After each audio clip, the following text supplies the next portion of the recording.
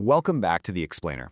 Okay, today we're stepping into a massive television what-if scenario that honestly completely blew my mind when I first read about it. So we all know the absolute cultural touchstone that is the sitcom Friends, right? We know the relationships, we know the catchphrases, and we know those overarching emotional arcs literally like the back of our hands.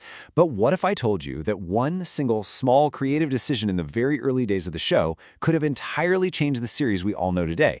What if the romantic pairings that we basically consider to be television gospel were almost completely different? So let's dive into this. I want you to picture an alternate timeline.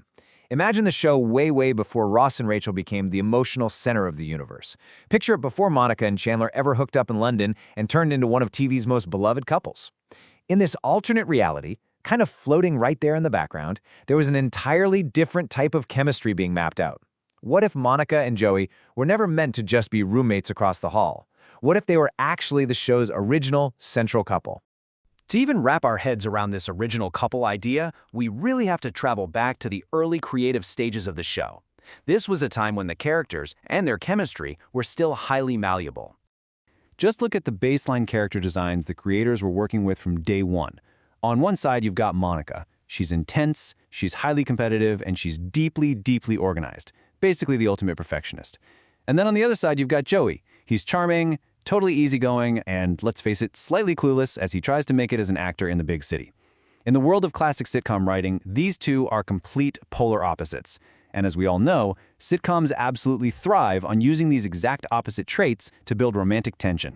But how do you actually get from that initial chaos to a real connection? Just imagine the sheer friction of this pairing. You have a woman who meticulously plans every single detail of her life, constantly colliding with a guy whose literal idea of a good plan is basically just showing up and hoping for the best. Well, here is how that chaotic dynamic was theorized to evolve. Step one is definitely that friction over habits and rules that we just talked about. But then step two kicks in. Underneath all that frustration, Monica starts to see Joey's genuine sincerity. She sees how deeply he cares about his friends, even if he doesn't always show it in the most intellectual way. Meanwhile, Joey starts to figure out that Monica's strictness isn't just about her needing to be in control. It's actually her passion. It's how she protects the people she loves. And that brings us to step three. All that friction slowly morphs into this unexpected familiarity. It's that classic trope where you're arguing one second, and then, totally out of nowhere, you find yourselves laughing together the next. Now, if they had gone through with this, it would have caused a massive shift in the show's entire DNA. Think about it. The real core of Friends was built on the slow-burning will-they-won't-they tension of Ross and Rachel. But in this alternate timeline, the emotional weight of the entire show revolves around stability versus spontaneity. You see, Monica survives New York City through control, discipline, and structure. Joey survives through charm, adaptability, and pure optimism. They represent two totally different survival strategies in the city. They'd be constantly challenging each other, forcing growth in ways we never actually got to see. As fascinating as this all sounds on paper, we have to look at the breaking point.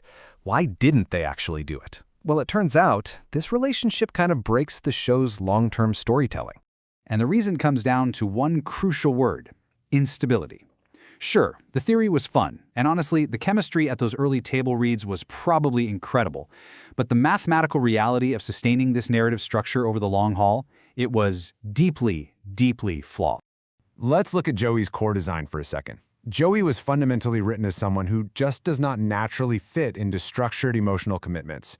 He absolutely thrives on freedom, his friendships, and keeping things simple.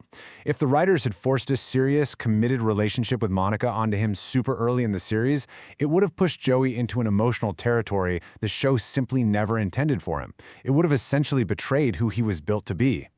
And, the friction works both ways. As the source material points out, Monica's emotional depth is heavily tied to her insecurity and her profound need for control.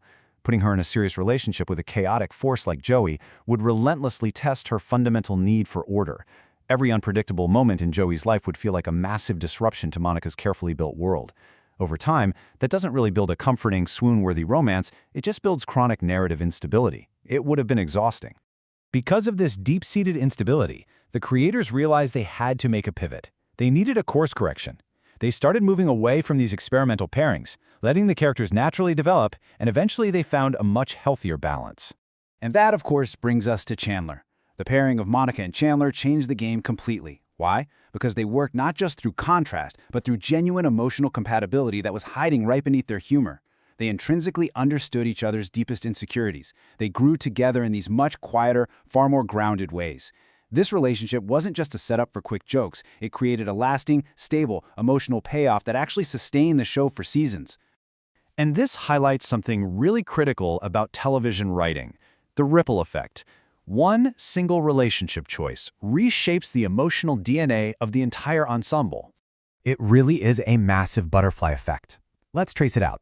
If Monica is with Joey, Ross might have ended up way more isolated in his romantic journey, without the same group dynamic to bounce off of. Rachel's journey toward independence? That could have taken a totally different emotional direction without Monica being there as her specific kind of single-girl anchor. And Joey's eventual role as the carefree, simple heart of the group? That becomes incredibly complicated if he's carrying around the baggage of a major, failed central relationship. And then there's Chandler. His entire arc of vulnerability, how he grows out of using humor as a defense mechanism, even his specific comedic role in the group, all of that would have shifted entirely if he hadn't found his anchor in Monica. So, what is our big storytelling takeaway from analyzing this abandoned concept? Let's bring this all back to the actual mechanics of screenwriting, character evolution, and how iconic television is truly made.